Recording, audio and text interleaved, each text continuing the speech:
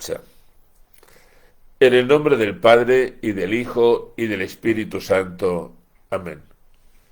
Dios te salve María, llena eres de gracia, el Señor es contigo. Bendita tú eres entre todas las mujeres, y bendito es el fruto de tu vientre, Jesús. Santa María, Madre de Dios, ruega por nosotros pecadores, ahora y en la hora de nuestra muerte. Amén. En el nombre del Padre, y del Hijo, y del Espíritu Santo. Amén. Bueno, pues como os decía, ha sido un paréntesis por cosas varias. Semana Santa, alguna historia más que he tenido por ahí.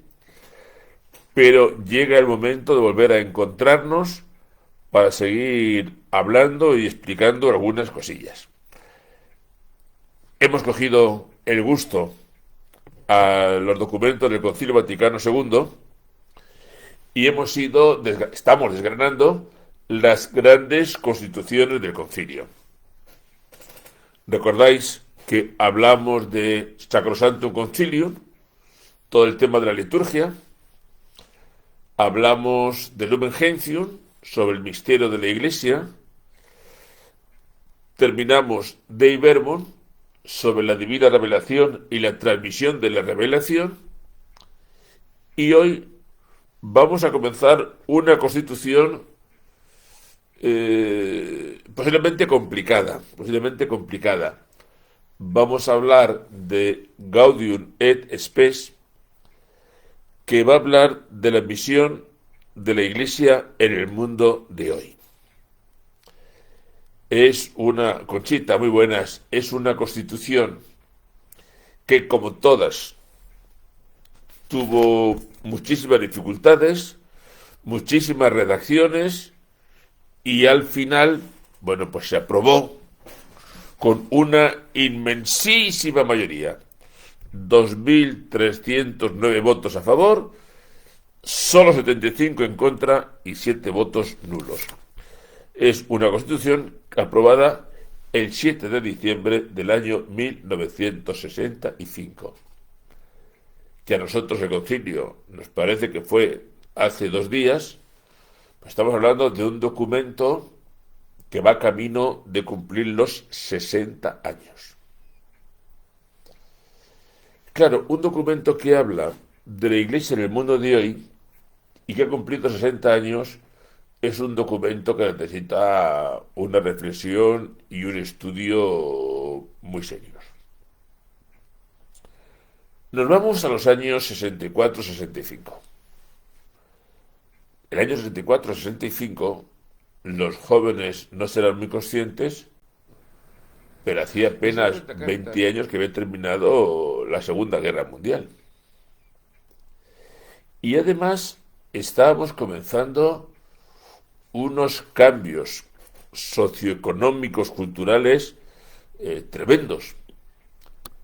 En una ocasión, un profesor nos decía que los grandes cambios sociales suelen venir acompañados de cambios en el transporte y en la energía. ¿Qué fue lo que realmente nos metió la modernidad? El carbón y el ferrocarril. De ahí pasamos al automóvil, luego al avión, del carbón a la electricidad, de la electricidad a la energía nuclear. Y hoy, claro, la vida va cambiando de tal manera que, si os dais cuenta, hasta finales del 19, principios del 20, prácticamente, sí, arriba de la ilustración, pero prácticamente la gente vivía más o menos igual, pero a partir de los años 50-60 el cambio ha sido terrible. Yo a veces digo, medio de broma, que la gente mayor de mis pueblos, yo les digo, vosotros os habéis educado igual que vuestros padres, abuelos y bisabuelos. Pero de vosotros a hoy las cosas han cambiado mucho. ¿Y cuál es el problema que se plantea el concilio? Pues que hay un cambio social tremendo y que en ese cambio social tremendo la Iglesia también debería encontrar su lugar propio. Si queréis, hasta finales del 19, principios del 20, la Iglesia siempre se ha considerado como la que tenía, como alguien enfrentado al mundo y dirigiendo el mundo y pretendiendo que el mundo siguiera el camino de la Iglesia, sus mensajes, su forma de ver y de entender la sociedad. ¿Qué ocurre? Pues que esto, que ha sido una constante, la Iglesia enfrentada al mundo y marcando el terreno al mundo, esto no se sostenía. Y entonces la Iglesia lo que dice es, ¿cómo nos vamos a situar de una manera distinta hoy? ¿Cómo colocarnos hoy en el mundo y en la sociedad? ¿Qué vamos a hacer? Y entonces la Iglesia lo que pretende es dejar de lado una supuesta hostilidad para establecer un diálogo con el mundo y ofrecer al mundo su visión de la historia, de la persona, pero no como enfrentamiento, sino como una oferta de vida, de libertad y de madurez para el mundo. Esto es lo que la Iglesia realmente está pretendiendo. ¿Fue una buena idea o no? Pues depende. Lo que sí es cierto es que en el Concilio Vaticano, cuando empieza el concilio, una de las preocupaciones grandes es autorreconocerse la Iglesia como tal. Y la Iglesia va a tratar de volver a situarse, conocerse, profundizar en su identidad como Iglesia. Y lo que es cierto es que se dieron cuenta enseguida que la Iglesia necesitaba resituarse en dos direcciones. Por una parte, hacia adentro, el misterio de la Iglesia, Lumen Gentium, y por otra parte, plantear su misión ancestral. En este mundo de hoy, 20 años después de la Segunda Guerra Mundial, cuando el mundo cambia a una velocidad de vértigo, cuando la energía nuclear está empezando a aparecer, cuando la comunicación tremendas, la Iglesia, ¿qué tiene que decir? ¿Qué tiene que aportar? ¿Qué tiene que ofrecer? Y ahí es donde aparece Gaudium et Spes, alegría y esperanza, la Iglesia que se coloca delante del mundo de hoy. ¿Controvertido? Sí, porque mucha gente sigue pensando que nosotros estamos para dialogar, sino para contar lo que es nuestra vida, el que quiere que se apunte, el que quiera que no se apunte. Otros dicen, hay que dialogar. Por supuesto que hay que dialogar, pero dialogar no es llegar a un consenso de verdades. Tampoco sería bueno. Bueno, pues todo esto es lo que vamos a mirar en Gaudium et Spes. Diciendo de antemano, mi visión personal es que han pasado 60 años. Y en 60 años los cambios son tan impresionantes que yo no sé si esta Constitución sigue siendo válida o hasta qué punto sigue siendo válida. No lo sé. Realmente los cambios son impresionantes. Como diría un viejo político nuestro, a este mundo no lo conoce ni la madre que lo parió. Y en este mundo cambiante, ¿qué tiene que ofrecer? ¿Qué tiene que aportar? ¿Qué tiene que dar la Iglesia? Bueno, el documento tiene 3 partes. Una primera parte es el preámbulo, la introducción, que es lo que quiero ver hoy en principio. Tiene una segunda parte que es exponer lo que es la antropología cristiana, como entiende la Iglesia el ser humano y su misión en el mundo, y una tercera parte que será la posición de la Iglesia ante el mundo. Fijaos que he dicho que una segunda parte es la antropología cristiana. Y ahí todavía no había aparecido el problema de los géneros y de otro montón de cosas, que es algo que tendremos que estudiar algún día. Bueno, el caso es que de momento ahí está. Hoy, como digo, vamos a dar una vuelta a lo que es la introducción. Edgar, un abrazo muy grande al proemio, la introducción, que empieza diciendo así. Vamos a ver.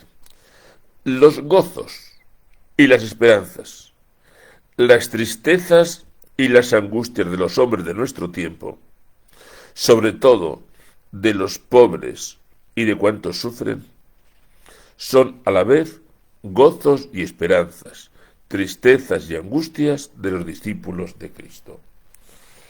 A mí me parece que nada tenemos que objetar a todo eso. Recordarnos que todo lo que pasa a cualquier ser humano es algo que al discípulo de Cristo le afecta, le interroga y le provoca. Creo que eso es de cajón, como solemos decir. Todo lo que pasa al mundo, todo lo que el mundo tiene, lo que siente, lo que padece, su alegría, su esperanza, su dolor, su tristeza, a todos nos compete. Un cristiano nos puede decir, a mí no me importa el mundo. Hoy, además, en una era de la globalización, yo no puedo decir, me importa un bledo lo que ocurra en Nigeria, no quiero saber nada de los problemas de Afganistán,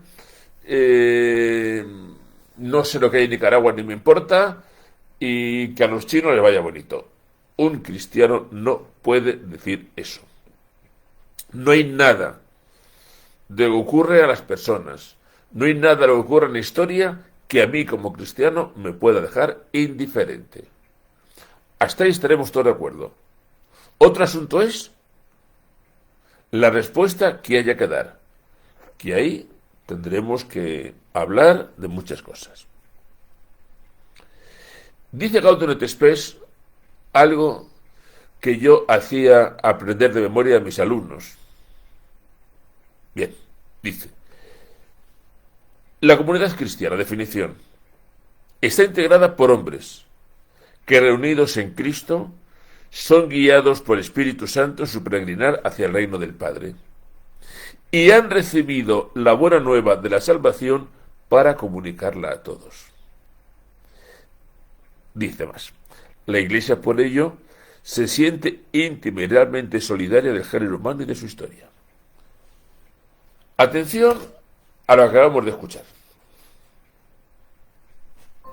La Iglesia tiene una misión, que es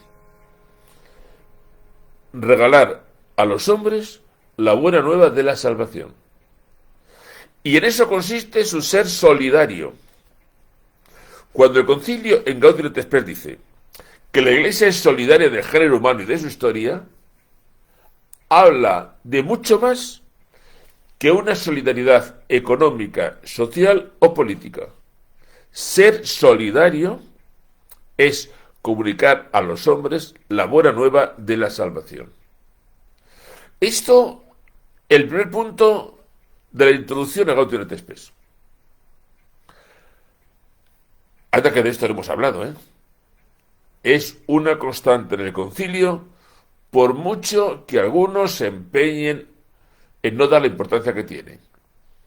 La liberación de la Iglesia jamás será una liberación sociopolítica o económica. La liberación de la Iglesia jamás será algo meramente material.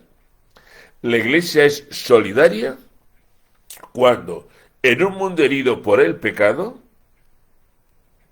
anuncia la buena nueva de la salvación en Jesucristo. No me estoy inventando nada. Número 1 de la introducción de la conclusión Gaudium et Spes del Concilio Vaticano II. Luego lo conciliar es seamos solidarios ofreciendo al mundo lo mejor que tenemos, el anuncio de Jesucristo, Salvador, muerto y resucitado por nosotros. El concilio, insistimos de nuevo, es muy preconciliar. Sigue diciendo la introducción. Luego a lo mejor hablo de otras cosas. El concilio se dirige no solo a los hijos de la Iglesia Católica, sino a todos los hombres. Es bastante normal también el Papa Francisco lo hace, que de vez en cuando la Iglesia, el Santo Padre, publique cartas y diga, son cartas dirigidas a los católicos y a todos los hombres de buena voluntad. Entonces, se dirige a todos. ¿Y para qué? Para anunciarles cómo entiende la presencia y la acción de la Iglesia en el mundo actual. Fijaos la manipulación que llevamos por delante. La Iglesia no está para dialogar, simplemente decir, bueno, vamos a poner en común cómo entendemos las cosas. Estamos para decir, señores del mundo, esta es nuestra misión, el anuncio del Evangelio. Luego la Iglesia, sí, se hace solidaria de todos. Se hace comunión con todos. Y la Iglesia tiene el mundo, pero los cristianos creemos que el mundo fue fundado y conservado por el amor de Cristo, el amor del Padre, que el mundo estuvo bajo la servidumbre del pecado y ha sido liberado por Cristo. Atentos, como vemos a temas fundamentales, ¿eh? ¿Cuál es nuestra visión del mundo? Que el mundo creado por Dios quedó herido por el pecado del hombre y ha sido redimido en Cristo. Oigan, que estamos en el mundo, no hablamos de Cristo, no hablamos de pecado y no hablamos de redención. ¿Qué pintamos en el mundo y qué misión es la nuestra si estamos llamados a la solidaridad, que es el anuncio de la salvación a todos los pueblos? Punto 3, que a lo mejor luego venimos con otras cosas. En nuestros días, el género humano se hace preguntas angustiosas, dice el Concilio, sobre la evolución presente del mundo, la misión del hombre, el sentido de su esfuerzo, el destino de las cosas. Esto no es algo de nuestros días, es algo de la historia de la humanidad. La historia de la humanidad, lo más profundo, es plantearse el hombre, de dónde viene, de dónde va, cuál es su destino último y cómo vivir para llegar a ese destino último. Esto es de todo el mundo. Y el concilio, evidentemente, no se puede sustraer a esta historia. Entonces, la Iglesia se ofrece, Cardenal O'Leary, esto es un cachondeo, perdón, la Iglesia, sí, quiere dialogar con el mundo sobre todo esto. Pero fijaos, ¿para qué dialoga? Dialoga con el mundo acerca de todos estos problemas para aclararlos a la luz del Evangelio y poner a disposición del género humano el poder salvador que se ha depositado en la Iglesia. Los hombres angustiados se hacen preguntas. Perfecto. Esto entiende la Iglesia, recibido de Cristo, que es la respuesta a tus preguntas. Y la Iglesia no solamente responde, sino que te da el poder de la gracia, que es salvar de tu miseria a través de su fuerza, a través de la fuerza de Dios. Y dice más. A la Iglesia entera le importa. El objetivo de la Iglesia es el hombre, pero el hombre todo entero, cuerpo y alma, corazón y conciencia, inteligencia y voluntad. Reducir el hombre a la comida diaria, reducir la antropología, el sentido del hombre, a economía y a pura ideología política, no es ser fieles al Concilio Vaticano II. Al Concilio Vaticano II le importa el hombre entero, cuerpo y alma, corazón y conciencia, inteligencia y voluntad. El hombre entero. ¿Cuántas veces, por un desconocimiento de las cosas Hemos pensado que el hombre era solamente alguien que come y bebe. Y nos hemos olvidado de que de que la raíz profunda del gran mal está en el pecado y que eso es lo que tenemos que redimir. Y sigo con el concilio, ¿eh? Sigo con el concilio. Dice, al proclamar el concilio la altísima vocación del hombre y la divina semilla que en éste se oculta, ofrece al género humano la sincera colaboración de la Iglesia para lograr la fraternidad universal que responda a esta vocación. No nos asustemos, pero cuando oímos lo de la fraternidad universal nos ponemos nerviosos. Esto no tenía nada que ver con la Agenda 2030, no tenía nada que ver.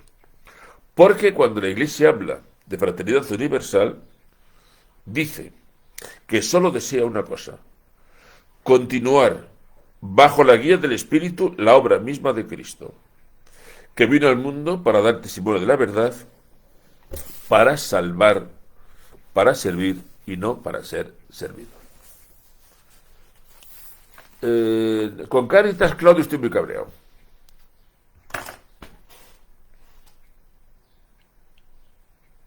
Perdón si escandalizo a alguien. Llevo, de que soy sacerdote, colaborando con Cáritas, trabajando con Cáritas, preocupado por Cáritas. No es una teoría, ¿eh? Vosotros sabéis que, pues lo cuento yo, el primer economato que abre Cáritas en Madrid lo abre un servidor. El primero de Madrid, ¿eh? Lo abre un servidor en su parroquia de la Beata María Námogas. Por tanto, a mí de Cáritas que no me cuenten historias, que me las sé todas. He sido sacerdote coordinador de Cáritas en Arciprestago durante muchísimos años. O sea, lo de Cáritas me lo sé. Y porque me sé lo de Cáritas, pues mucho me temo que con Cáritas vamos a terminar mal. La última, porque además creo que es bueno que a la vez que comentamos el concilio, pues comentemos las cosas de cada día. En España esta mañana se ha votado, se ha aprobado una nueva ley de la vivienda. Una ley de la vivienda que, según todos los expertos en economía y en vivienda, va a suponer dar derechos a los más sinvergüenzas y va a suponer, pues, dificultar el tema de los alquileres. ¿Por qué digo eso? Pues porque en la ley de vivienda, vosotros lo sabéis, los que la habéis seguido, se protege al ocupa para lanzarlo fuera de una vivienda ocupada ilegalmente, pues van a hacer falta un montón de documentos, de justificaciones. Si el ocupa es una persona socialmente vulnerable, no se le puede mandar fuera de casa.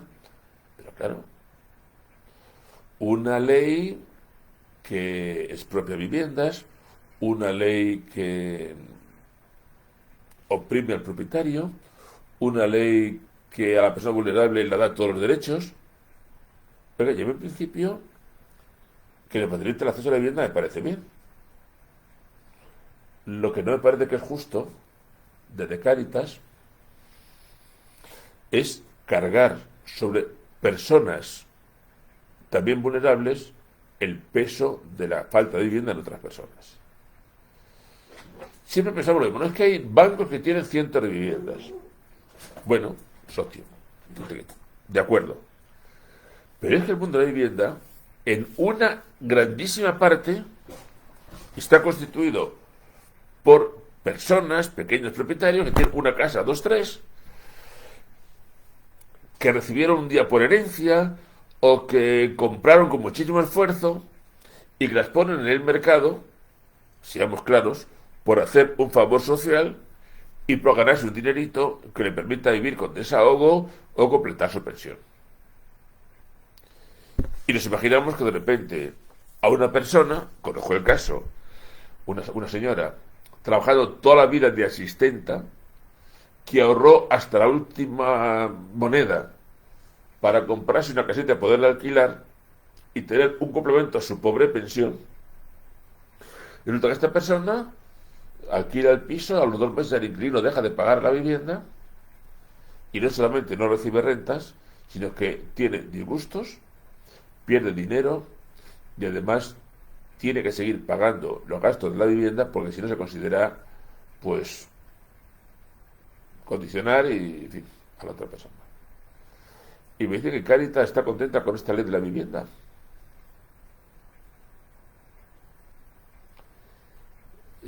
No se entiende. Esto no se entiende. ¿Cáritas está contenta con esta ley de la vivienda? No se entiende. ¿Quién ampara a esa persona que tiene una vivienda, tiene un inquilino que no paga, que se tira años para poder echar? Y que el día que se va deja el piso destrozado. ¿No se da cuenta Cáritas que con esta ley de la vivienda lo único que se consigue es que los alquileres sean más caros y menos accesibles? Claro, si yo tengo una casa para alquilar y me dicen que suba la inflación lo que suba, no puedo subir más que un 2 o un 3%, aunque me suba un 8, me están diciendo, usted cada año será un 5% más pobre. Lo que hago, que el día que alquilo la vivienda, la alquilo más cara y pidiendo más garantías y más desembolsos al inquilino, porque si no, no me puedo vivir. Luego me están dificultando el alquiler. ¿Y Cáritas está contenta con esta ley?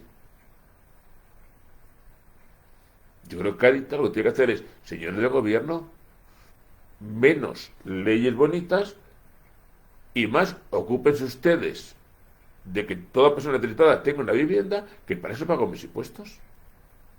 Pago mis impuestos para que el día que haya una familia realmente en precariedad, la atiendan ustedes y no yo.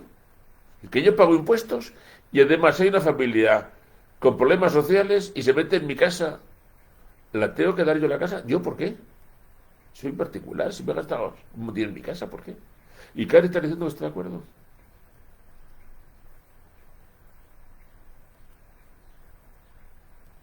Cáritas. ¿Tiene esto algo que ver con el concilio? Sí.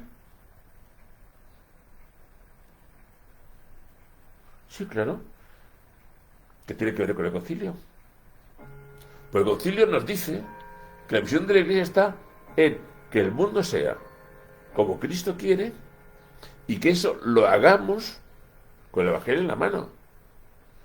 Y aquí estamos diciendo, no, aquí lo que importa es que la gente tenga vivienda. Sí, claro. Si yo quiero que todo el mundo tenga vivienda. ¿Pero sabes cuál es el problema de fondo? Cuando la caridad se entiende mal, que en lugar de ser una caridad que es crítica y profética con los que mandan, se convierte en una caridad que maquilla a los que mandan, y esto es muy malo. La labor de Cáritas, llevo tiempo diciendo que tiene que ser mucho más de denuncia. Mucho más de denuncia. Y yo no entiendo una cosa, Irene, que cuando una persona está en la calle y no tiene dónde ir, pues yo como iglesia la cojo y la meto a vivir en mi casa donde haga falta. Pero yo como iglesia no tengo por qué solucionar los problemas del gobierno. No tengo por qué hacerlo.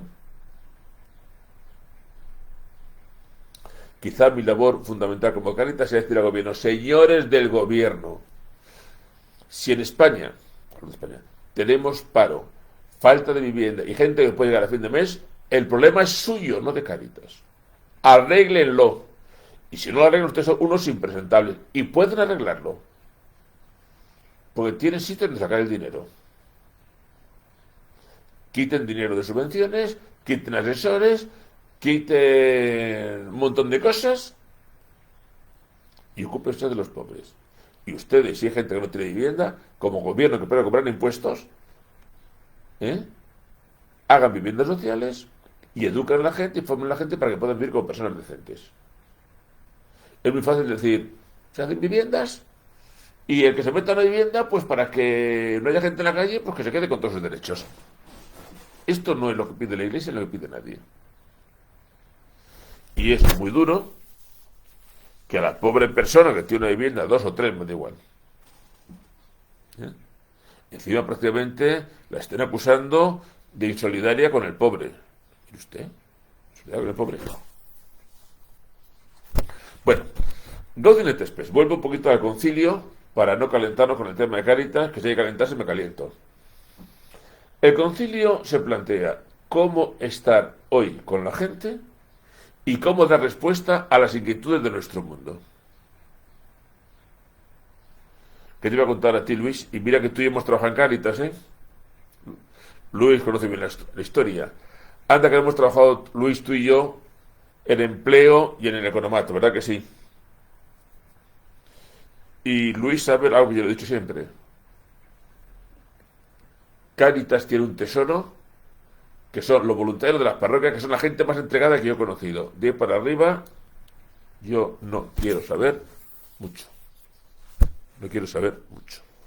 Nosotros, en el mundo, estamos para decir cómo entendemos la presencia y la acción de la Iglesia en el mundo.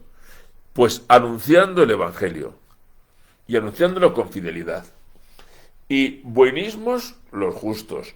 Ya sabéis, os lo dije claramente, que yo este año en mis pequeños pueblos no quise hacer la colecta en Manos Unidas porque no me ha dado la gana. Porque si en Manos Unidas se va a apuntar la Agenda 2030, pues yo no. Y la gente de mis pueblos tampoco. Porque yo creo que la misión de la Iglesia en el mundo no es apuntarnos al carro de lo políticamente correcto. ¡Ay, nosotros! Queremos ser solidarios, queremos ser buenos, queremos ser justos, por tanto que la ONU nos diga lo que tenemos que hacer. No es eso, ¿eh? Nosotros queremos ser buenos y justos al estilo de Jesús de Nazaret y queremos ser buenos y justos según la doctrina de la Iglesia. Lo que pasa que si quieres ser justo y bueno según la doctrina de la Iglesia, eso te produce conflictos. Y lo que realmente nos gusta a los católicos es que nos pasen la mano por el lomo y que buenos son ustedes. Y entonces, con tal de que nos pasen la mano por el lomo, nos apuntamos a todo. Y como después de Cáritas me doy por hablar de la pederastia, la vamos a seguir liando. ¿Qué pintamos nosotros como iglesia todo el día pidiendo perdón por la pederastia y todo el día asustados por si nos sacan la prensa con la pederastia? ¿Qué hay? Y es una lacra. Pero hombre, que además de tener curas pederastas, tenemos misioneros, curas entregados, gente buena, una labor social como no tiene nadie. Y un anuncio del Evangelio que es vida para las personas. Y de eso no hablamos, pues se asustan. Y entonces cogemos y acudimos al defensor del pueblo, le llevamos casos de pederastia, hacemos un bufete no sé qué.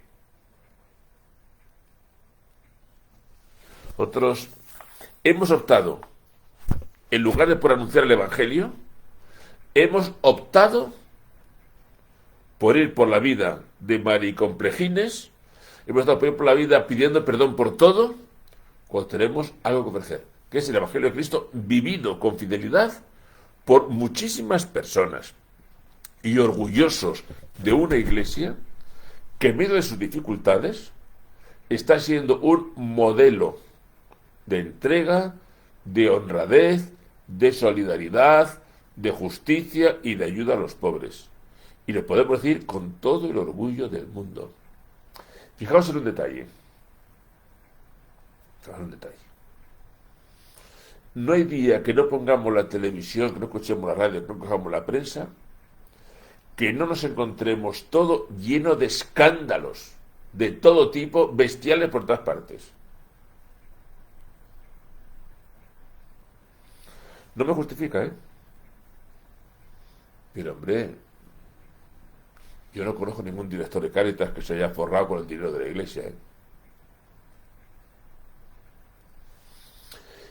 Y los obispos ganan muchísimo menos que los delegados del gobierno, muchísimo menos que los presidentes de la autonomía, muchísimo menos que cualquier alcalde. Esto es la iglesia. Y mucha gente come hoy, porque hay una iglesia preocupada por sus hermanos, y cuando no hay otros recursos van a la iglesia. Sabéis vosotros, Luis también lo sabe, porque hemos compartido mucho, cuántas veces nos llegaba gente a Cáritas diciendo: Me mandan del ayuntamiento porque no tienen presupuesto. Que me ayuden ustedes. Esa es la iglesia. Pero esa es la iglesia, que haciendo esa labor es solo una iglesia a medias. Porque además de esa labor es una iglesia que sobre todo y por encima de todo anuncia el Evangelio y habla de Jesucristo.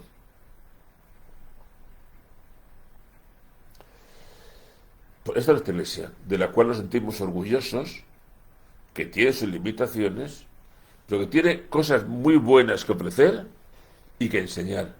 Y a mí me da mucha pena que estemos así. Y los casos de pedofilia y de abusos, Claudio, tienen sus consecuencias. Y me voy a desahogar. Una, el poco criterio en las admisiones a los seminarios. El lobby gay metido en muchos sitios de la iglesia, que está siendo muy malo. Una formación deficiente. Muchas cosas. Tenemos que arreglarlo. Pero claro, si no somos fieles a la mensaje de Cristo, luego nos pasa lo que nos pasa. Bueno, habrá que cortar esto, que si no nos vamos a ir lanzando y toca cenar. Hemos de contar varias cosas. El próximo día vamos a comenzar por el número 4. Vamos a ver si hacemos 4, 5 y 6. Los números 4, 5 y 6. Pero yo a partir del próximo día tengo un problema. Y es que en Braojos, todo el mes de mayo, tenemos todo el mes de mayo, el mes de María. Con lo cual, todas las tardes tenemos a las 6:30 el rosario y a las 7 la misa. Con lo cual, llegar aquí a las 8 me pilla un poquito justo. Entonces, a partir de la semana que viene, en lugar de las 8, a las 8:15. 8:15, para que me dé tiempo de volver de la misa de Braojos. Porque yo hasta ahora no tengo más que misa en la Serna, pero en mayo, además de la misa de la Serna, tengo la misa y el rosario de Braojos por ser el mes de la Virgen. Entonces, 8:15 lo haremos. Y poco más, que seguro estáis cerca que os animáis. El primer sábado de mayo, día 6 a las 10 de la mañana, tenemos en Braojos rosario de hombres. Son por así, nosotros así de raros. Rosario de hombres. Y luego almuerzo, que del almuerzo me encargo yo. Bien, pues aquí lo dejamos por hoy. Habrá que ir a hacer la cena y cenar un poquito. Y el próximo día, a partir del número 4. Y de verdad, como iglesia, no tengamos miedo, anunciemos el Evangelio, sintámonos muy orgullosos de ser de la iglesia de Cristo. Y punto, y para adelante. Recibimos la bendición de Dios y nos vamos a cenar. Buenas noches a todos y que os bendiga Dios Todopoderoso, Padre, Hijo y Espíritu Santo. Amén. Y como dicen nuestros comentaristas siempre, ¡viva Cristo Rey! Buenas noches, a cenar.